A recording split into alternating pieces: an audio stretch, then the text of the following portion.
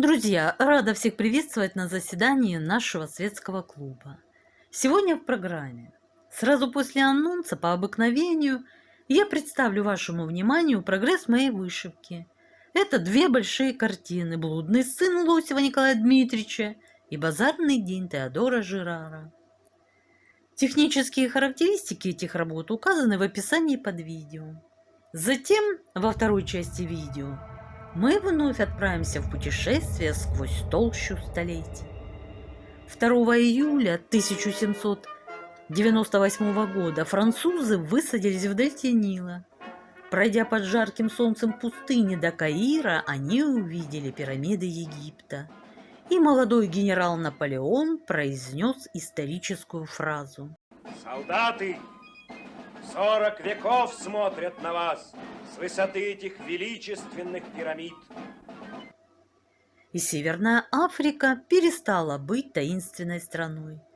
Ее исследовали географы, ботаники, физики, геологи. Но одна тайна осталась – тайна египетских древностей. Друзья, компанию нам сегодня в нашем путешествии составит чрезвычайно одаренный человек Жан Шампольон. Он рос в атмосфере египтомании, когда интерес к этой стране был огромен. К 12 годам таланты мальчика проявились столь ярко, что с ним встретился великий математик Фурье. Жан показал математику свою любимую книгу о Египте и спросил, можно ли разгадать древние письмена. Фурье ответил, что это невозможно. И тогда мальчик сказал, я прочту это, когда вырасту. Да, друзья, ему удалось заглянуть в самые глубины египетской цивилизации. Древние памятники заговорили с ним языком своей красоты. Их архитектура казалась ему застывшей молитвой, хранящей следы начертания иероглифов. Расшифровав иероглифы, он сделал колоссальное открытие, позволившее проникнуть в тайны Вселенной и приблизиться к истокам человечества. Так он перевернул многие устоявшиеся мнения о нашем происхождении. Да, друзья, как вы поняли, тема нашего сегодняшнего заседания – разгадка иероглифов. И напомню, это случится во второй части видео. А сейчас вышивка. И начну я не с основного процесса, как обычно, а с дополнительного, как и было обещано. Да, результат вышивки базарного дня в прошлый раз принес почитателям этой картины легкое разочарование, судя по реакции некоторых зрителей, да, что и меня, конечно же, потом несколько раздосадовало. Скажите, пожалуйста, какая цаца? Но надеюсь, что сегодняшний итог вас порадует. Хотя я всегда предупреждаю, что базарный день у нас на подпевках солирует блудный сын. А теперь точно спою.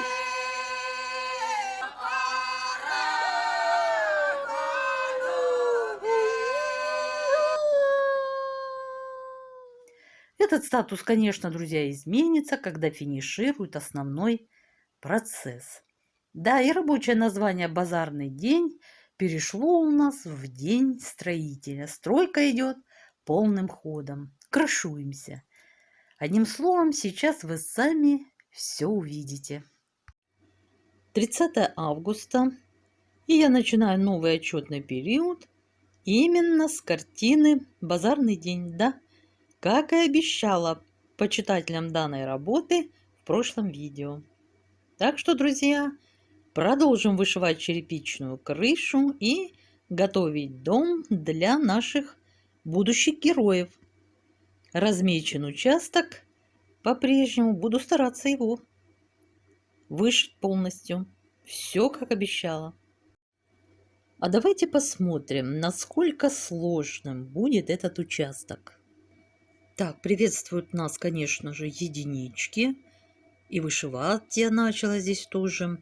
Несколько единичек уже вышито. Ну, смотрим дальше, что тут. 3 двоечки, трешечек несколько, четырешек. Так, пошли пятёшки.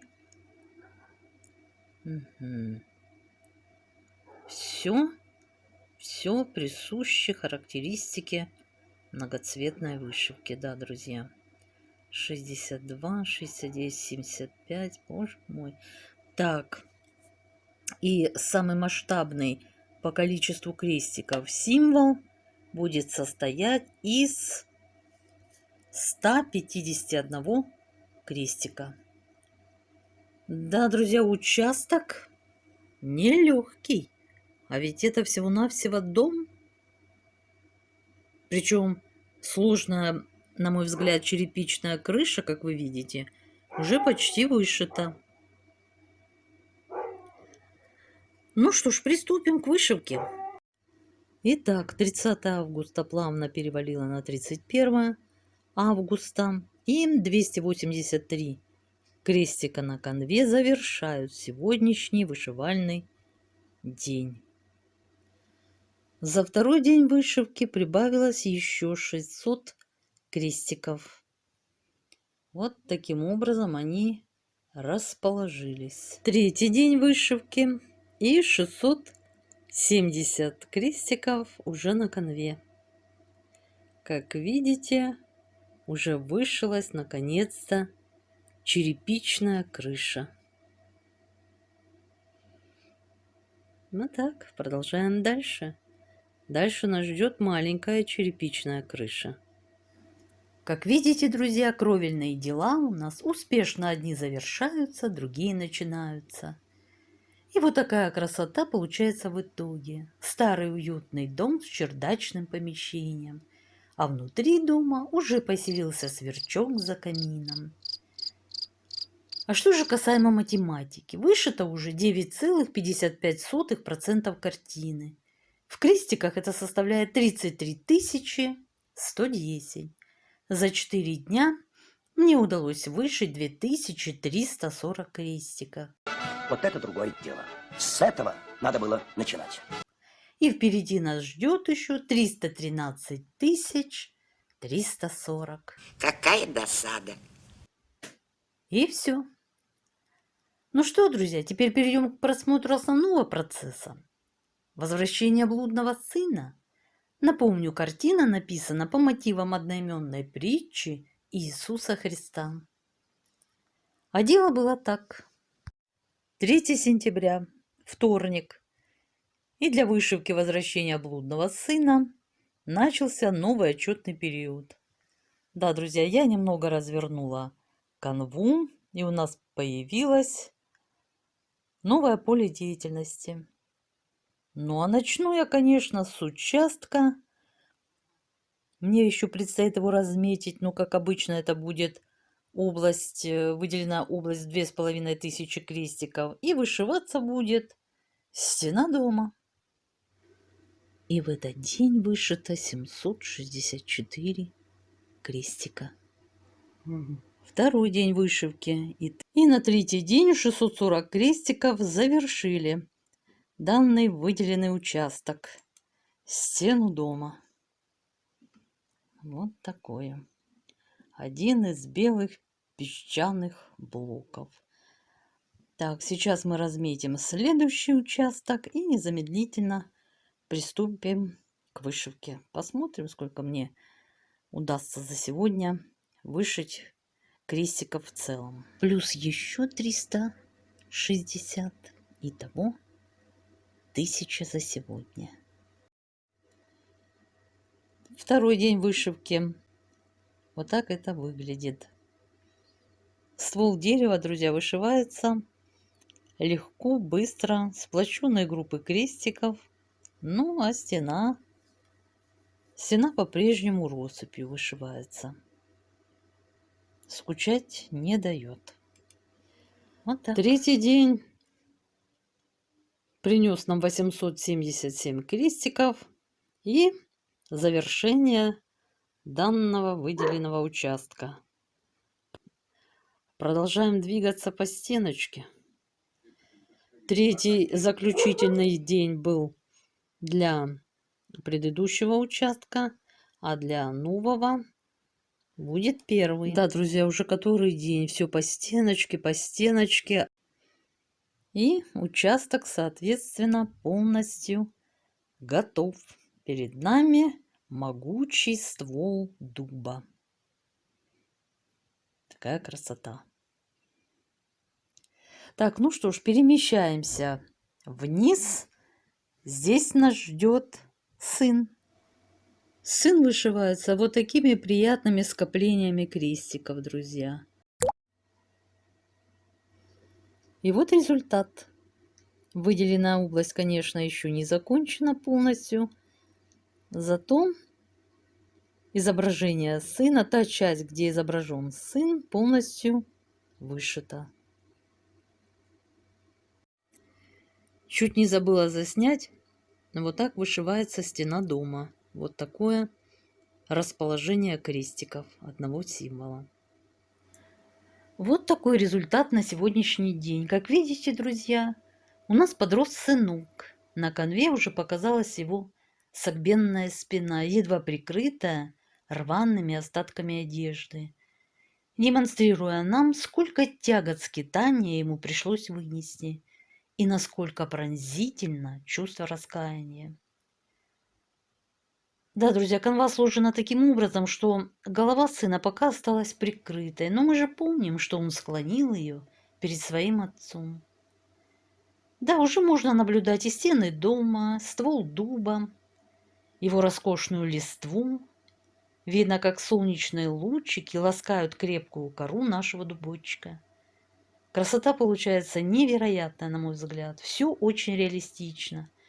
Даже одного взгляда хватает, чтобы ощутить и шершавость дома, и дыхание дуба, и тепло человека, и боль его переживаний. Очень привязалась к этой картине. У меня такое ощущение, что к базарному дню я просто забегаю в гости поздороваться. Но и он мне уже не чужой. Да, время, проведенное с ними, с картинами, очень сближает. Ну, а как там результат в цифрах, да, спросите вы? А я отвечу, вышито уже 88,2% картины. В крестиках это составляет 191 240. За 10 дней мне удалось вышить 8510 крестиков. И нам осталось всего 25 560. Та-дам! Ну что, друзья, и по основному процессу все. Так что можно смело сказать, что достижения обозначены, результаты продемонстрированы. За 14 дней в общей сложности мне удалось вышить 10 850 крестиков. Впечатления озвучены. Вот мы и подошли с вами ко второй части видео. Сразу хочу сказать вам спасибо, друзья, за ваши просмотры, подписку, лайки и комментарии. Этим вы меня поддерживаете и вдохновляете на следующие выпуски. Итак, друзья, настраиваемся на нужный лад и отправляемся в путешествие по страницам истории. Разгадка иероглифов. Величайшим открытием в археологии нашего времени мы обязаны Наполеону Бонапарту. Знаменитый полководец и неудачливый завоеватель Вселенной был человеком умным, уважающим науку и ученым и понимавшим, что слава куется не только на полях сражений, но и в тихих кабинетах. Он приглашал в свои походы и экспедиции ученых и художников. Великий завоеватель хотел, чтобы память о нем осталась не только в описании битв, но и в открытиях древних миров. Поэтому, когда Наполеон решил пойти по пути Александра Македонского и завоевать Восток, то на кораблях французской эскадры отправились в Египет не только 38 тысяч солдат, но и 200 художников и ученых. 2 июля 1798 года, обманув адмирала Нельсона, который с английским флотом подстерегал Наполеона в Средиземном море, французы высадились в дельте Нила. Пройдя под жарким солнцем пустыни до Каира, они увидели пирамиды Египта, которые странным миражом поднимались за мечетями и бесконечными улицами Каира. Путь к ним преграждали 10 тысяч мамилюков, конной гвардии повелителя Египта Мурада. И молодой генерал Наполеон произнес историческую фразу: «Солдаты, 40 веков смотрят на вас с высоты этих пирамид. Сражение с мамилюками было отчаянным, но французов было больше, и у них были пушки. Что значит сабля против пушки? Но Нельсон все же выследил французский флот, стоявший в бухте, и напал на него так решительно, что потопил почти все корабли. И с этого момента египетский поход Наполеона был обречен. Экспедиция не удалась, Африки Наполеон не завоевал. Он тайком покинул свои войска и бежал во Францию, где решалось, кто будет править страной. А ученые тем временем сделали свое дело. Северная Африка перестала быть таинственной страной. Ее исследовали географы, ботаники, физики, геологи. Но одна тайна осталась. Тайна пирамид. Тайна египетских древностей. И хоть художники не только зарисовали пирамиды и храмы, но еще и скопировали барельефы и иероглифы в храмах и гробницах, понять, кто и когда написал и нарисовал эти письмена, что означают эти тщательно изображенные, выбитые на камне фигурки львов и орлов, они не смогли. Правда, среди трофеев французской экспедиции, впоследствии отобранных у них англичанами, была большая плоская плита черного базальта, на которой египетскими иероглифами был изображен текст. Под ним тот же текст неизвестным письмом, а внизу перевод на греческий. Плиту назвали Розетским камнем по месту ее находки недалеко от деревушки Розета. Греческую надпись ученые прочли сразу. И, казалось бы, сделали они один шаг. Посмотри, как соответствуют иероглифы греческим словам. Но обнаружилось, что не соответствуют. Иероглифы занимали 14 строк, а греческая надпись 54 строки. Как их сопоставить? И тут вспомнили об ученом римского времени, который 1500 лет тому назад изучал египетские иероглифы, беседовал со жрецами и объявил, что каждый рисунок, каждый иероглиф обозначает символ, понятие. Например, если ты видишь нарисованного льва, то и читай «лев», а истолковать этот символ можно как слово «смелый». Никаких сомнений в правоте древнего ученого, которого звали Гарополоном, ни у кого не возникало. Ведь даже при беглом взгляде на розетский камень становилось ясно. То, что египтяне изображали одним иероглифом, греки записывали словом или даже несколькими словами.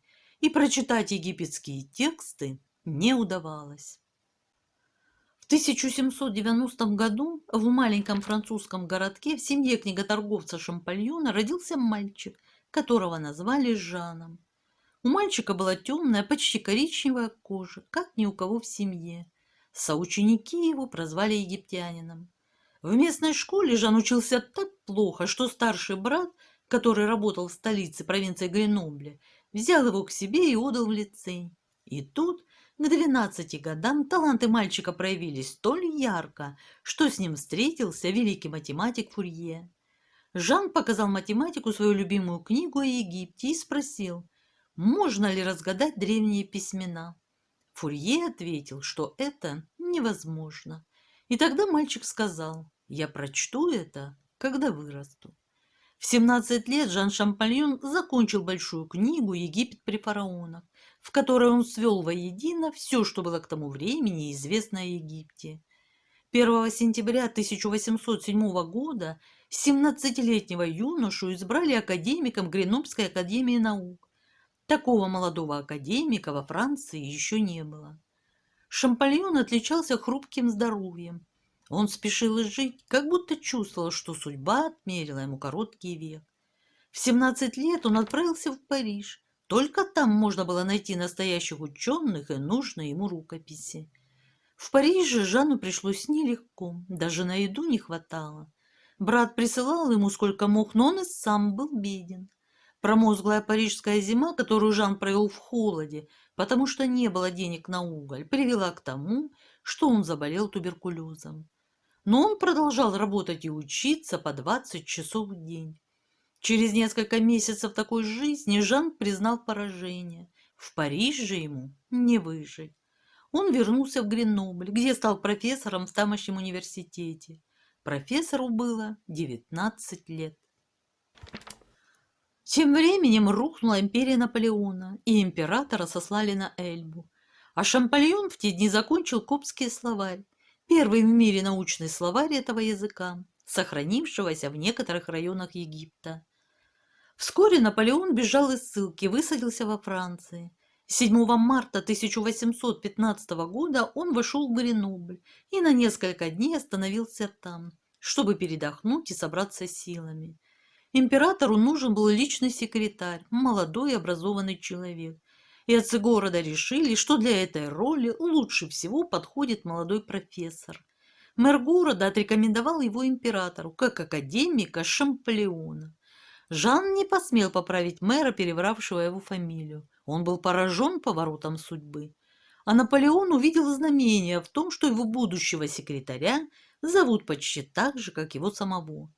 Когда же император узнал, что молодой человек грезит Египтом, он словно вернулся в дни своей молодости, в пору надежд и первых разочарований. 2 дня они провели в беседах. Наполеон обещал после победы в войне отправить Шампольона в экспедицию к пирамидам. Стать секретарем Наполеона Шампольон все же отказался, и экспедиции в Египет тоже не получилось. 100 дней императора окончились полным разгромом. Шампольону краткая дружба с императором обошлась дорого.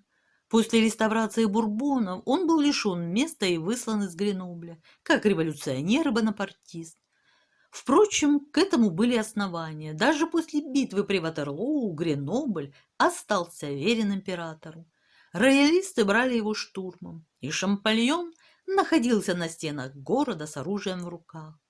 Ссылка и лишение кафедры дали Жану возможность провести несколько месяцев наедине с египетскими текстами и позволили ученому сделать решительный шаг в разгадке тайны египетской письменности. Дальше все было просто. Шампольон все же 20 лет изучал языки Востока и решал задачи шифровальщика. Он предположил, а вдруг иероглифы означали не понятия, а были просто буквами. Ученый обратил внимание на то, что некоторые слова в египетском тексте розетского камня обведены овалами. Тщательно высчитав, какие слова могли им соответствовать, он сказал себе, а что, если это имена фараонов? И вскоре Шампольон не только прочел все имена царей Египта в той надписи, но и получил основу алфавита. Дальше дело оказалось не таким простым. В овалах имена были показаны буквами, но в других местах надписи эти знаки могли означать слоги, а то и целые слова. И снова потянулись месяцы и годы труда, прежде чем Шампольон смог уверенно сказать, я могу читать любой текст, написанный иероглифами. Вот такая замечательная сказка о расшифровке египетских иероглифов. На самом деле все было в каком-то смысле проще, в каком-то гораздо интереснее. Шампольон был чрезвычайно одаренным человеком. 3 грани его гения особенно примечательны. Во-первых, он был в высшей степени одаренным лингвистом. Его способности к восточным языкам были феноменальными. Еще не достигнув 15 лет, он уже знал арабский, древнееврейский, персидский, эфиопский, древнесирийский и арамейский языки. А чтобы попусту не терять воскресные дни, он попросил брата прислать ему китайскую грамматику, ведь он уже решил, что займется расшифровкой иероглифических надписей и считал, что знание китайского может оказаться полезным. А когда ему исполнилось 15, Шампольон начал изучать коптский язык. Кроме того, он очень серьезно занимался историей. Сейчас найдены конспекты лекций, которые он читал в Гренобском университете, и, судя по ним, его взгляд на историю, что в те времена еще только начинало вооружаться методами научного мышления, был достаточно критическим. И, наконец, он был настоящим художником, человеком, наделенным высокоразвитым эстетическим чувством, чрезвычайно пригодившимся ему в расшифровке иероглифов. Египетское искусство очаровывало и вдохновляло Шампольона. Он ощущал некую глубинную связь между искусством и письменностью Древнего Египта. Видел в письме одну из форм искусства.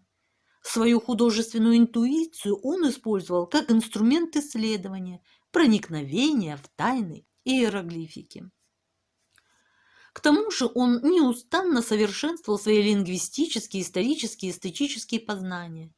А еще Шампольон был необыкновенно великодушным и добрым человеком. Возможно, это объяснялось тем, что он не был счастлив в личной жизни и весь жар своего сердца перенес на Египет, стремясь во что бы то ни стало разгадать секреты древней цивилизации и слиться с ней воедино. Шампольон вырос в атмосфере египтомании, когда интерес к этой стране был огромен. Европа XVIII столетия взирала на нее с жадностью во всех смыслах этого слова. Однако помимо колонизаторов и коллекционеров, вывозивших произведения искусства, множество людей бескорыстно тянулись к познанию этой древней культуры. Египет, как и многие другие страны, возбуждал колонизаторские аппетиты. Кроме того, он, по-видимому, обладал особой привлекательностью, словно таил в себе секрет общечеловеческой мудрости, так манивший Европу эпохи Просвещения. Более того, Шампольон видел мир не только в пространстве, но и во времени. Он сознавал, что люди в Китае, Марокко и Перу, как и во Франции, жили не только в XVIII столетии, но и 45 веков назад, когда были построены пирамиды. Расшифровав иероглифы, он сделал колоссальное открытие, позволившее проникнуть в тайны Вселенной и приблизиться к истокам человечества. Так он перевернул многие устоявшиеся мнения о нашем происхождении. В его представлении Древний Египет был фундаментом, началом начал всемирной истории. Он считал, что именно там впервые возникла организованная социальная структура, которая, пройдя через Грецию, стала источником европейской цивилизации. С самого начала сведения о Египте Шампольон получал из первых рук от побывавших там людей. Действительно, ведь помимо всего прочего, европейская египтомания породила экспедицию Бонапарта. Можно по-разному оценивать различные аспекты этой экспедиции, но ее вклад в науку, несомненно, заслуживает восхищения. Она сделала Европе 3 ценных подарка, которые положили начало всем дальнейшим исследованиям, особенно расшифровке иероглифов. Это были иллюстрированный отчет Вивана де Нона, многотомный труд описания Египта и розетский камень. В первом десятилетии XIX столетия труд Вивана де Нона был для многих источником вдохновения. Началось изучение розетского камня. Было опубликовано описание Египта. К этому времени Шампольон уже достиг зрелости, и его талант расцвел в период накопления огромного объема знаний о Египте, что было поистине счастливым обстоятельством. Кроме того, Шампольону просто повезло. На своем жизненном пути он встретил выдающихся людей Фурье и дона Рафаэля де Монашеса, принимавших участие в экспедиции Наполеона. Кто мог предположить, что у Бонапарта возникнет странная идея назначить выдающегося физика и математика Жозефа Фурье, сопровождавшего его в египетском походе, префектом Гренобля, а тот попросит братьев Шампольон помочь ему в подготовке предисловия к описанию Египта. Кто предугадал бы, что священник греко-сирийского происхождения Рафаэль де Монашес, побывав у Фурье в Гренобле, познакомится там с братьями и поможет Жану Франсуа овладеть арабским языком. Кто мог предвидеть, что коптского священнослужителя назначат викарием церкви, расположенной поблизости от того места, где жил Жан Франсуа? Так Шампольону представился случай познакомиться с малоизвестным языком, который, по его убеждению, был ключом к разгадке иероглифов. И действительно, знание коптского языка, который был звуковым вариантом иероглифического письма, помогло Шампольону опередить своих соперников. Во всех великих открытиях присутствует элемент удачи, и удача улыбалась Жану Франсуа. Начал он не с нуля. Исследования в этой области велись и до него, И Шампольон опирался на всю сумму накопленных знаний.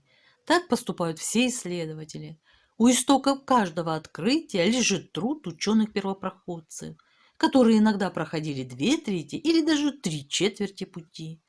Одним из предшественников Шампольона был немец Кирхер, еще в 17 столетии предположивший, что язык фараонов очень напоминает тот, на котором поют псалмы в коптских церквях Каира. Это был путь к разгадке. Вслед за ним аббат Бартелеми пришел к выводу, что иероглифы в овальных рамках картушек означают царские имена. Но поскольку царей насчитывалось несколько десятков, существовало столько же вариантов прочтения каждого картуша. На розетском камне картушей с иероглифами оказалось несколько, причем было известно, что в одном из них имя Птолемей, поскольку оно упоминалось в греческом варианте надписи. Третье важное открытие было сделано в самом конце XVIII столетия, незадолго до того, как был найден розетский камень. Ученые Нибурс и Эго пришли к заключению, что среди иероглифов должны быть и фонетические знаки. Когда был обнаружен розетский камень, расшифровкой средней его надписи занялся известный востоковед Сильвестр де Сасси. Шведский дипломат Акерблат считал, что на основе 15 уже известных знаков можно составить алфавит. И хотя осуществить это не удалось, сама идея все же продвинула исследование вперед.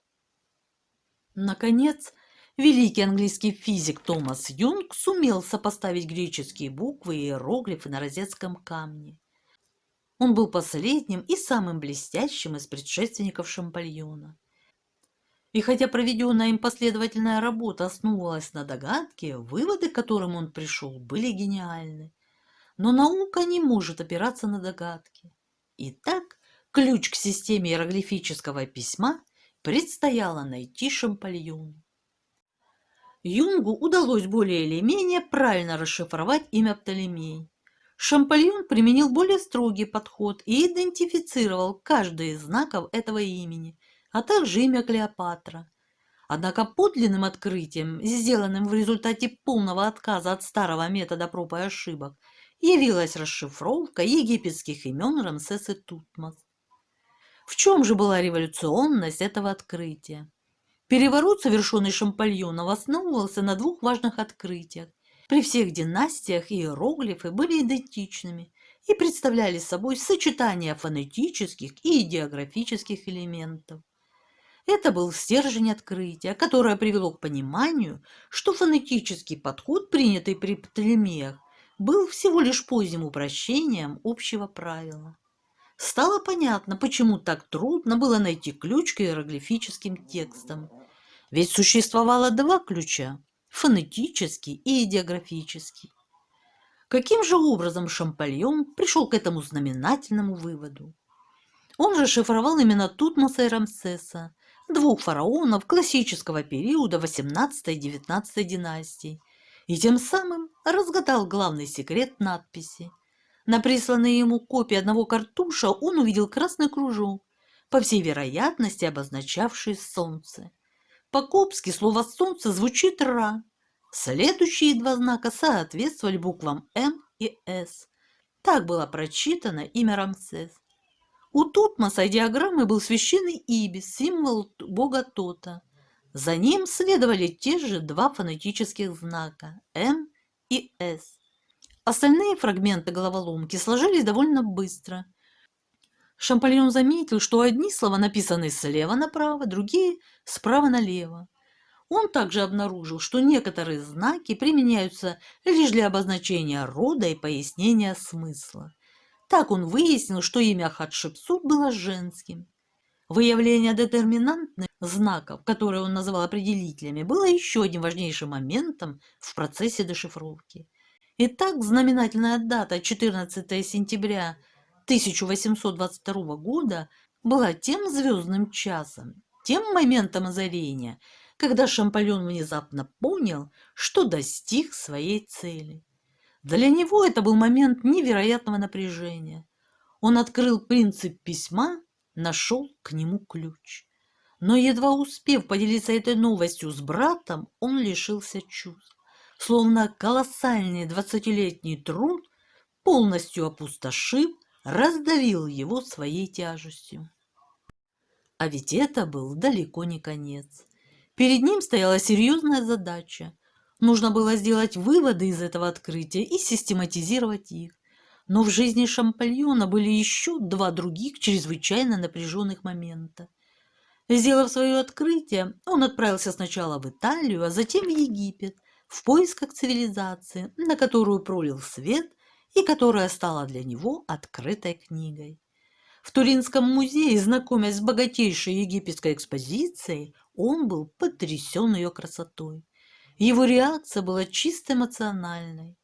В Париже одержал победу лингвист, а в Турине был повержен ценитель искусства. Незадолго до этого его, как историка, глубоко взволновала груда нерасшифрованных папирусов. Был и другой драматический момент. Папирусы оказались настолько хрупкими, что стоило до них дотронуться, как они обращались в пыль. Можно представить себе его чувства. Он был так близок к своей цели. Каждый из этих документов хранил одну из страниц истории, пролежавших под спутом тысячи лет. И все это рассыпалось в его руках. Древние царства, объединенные вновь перед его мысленным взором, рушились в мгновение ока. Это было удивительно и страшно. Шампольон пишет, что папирусы, попав в музей, лишились естественной среды.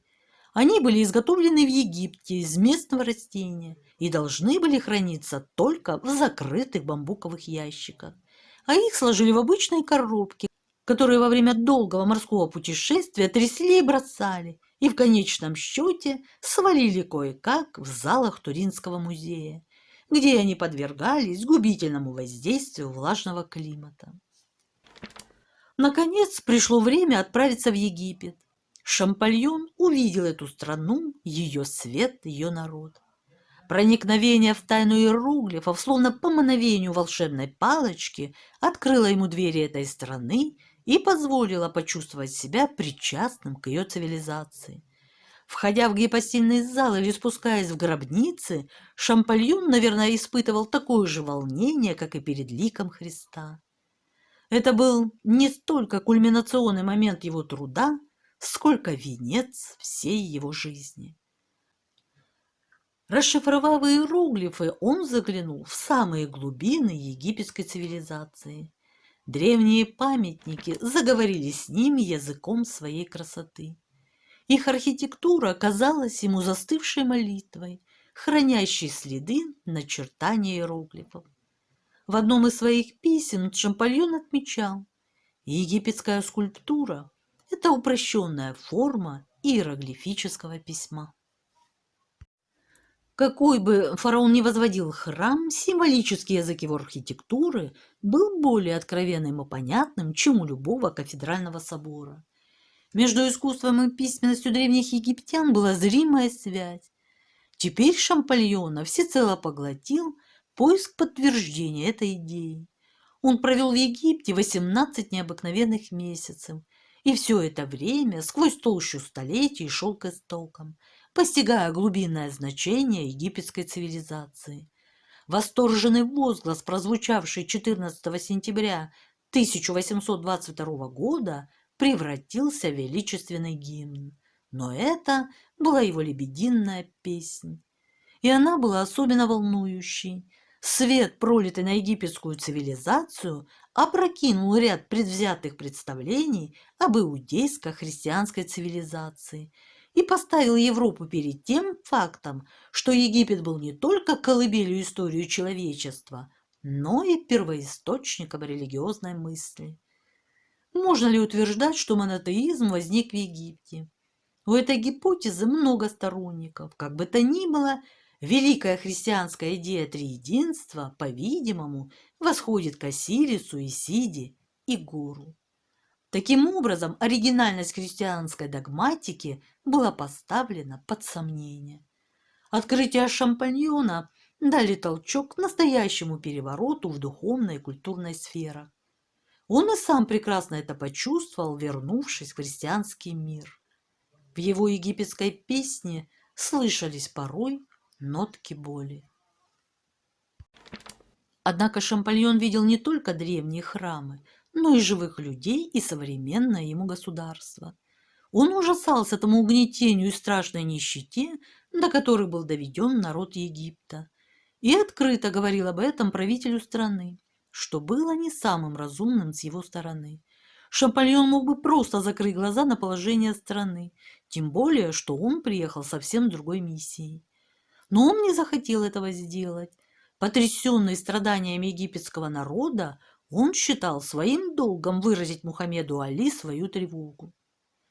Шампольон подготовил также проект меморандума из 14 пунктов о сохранении памятников Египта, документ, намного опередивший свое время. Он настойчиво выступал за сохранение древних памятников на месте и прежде всего за уважение права Египта не допускать их вывоза из страны. Несколько лет спустя, когда из храма богини Хатор в Дендере были вывезены и отправлены в Париж знаки зодиака, Шампольон писал, что лучшим местом для этого памятника является сама Дендера. Шампольон предлагал организовать экспедицию и исследовать истоки Нила, но правитель Египта был занят тогда совсем другими делами. Мечта Шампольона осуществилась гораздо позже. Когда Шампольон вернулся в Париж, здоровье его никуда не годилось. Вскоре он сгорел от чехотки, так и не успев опубликовать свой основной труд «Египетскую грамматику». Ее издали через несколько лет после смерти ученого. Как это часто бывает, значение его трудов осознали много позже. Еще лет 50 находилось немало скептиков и завистников, которые считали, что Шампольон ничего не раскрыл. И только после того, как по его методу были прочитаны новые надписи, к великому ученому пришло настоящее признание. Спасибо за внимание. Ставьте лайки, если вам было интересно. На сегодня у меня все. Всего вам доброго. Пока-пока.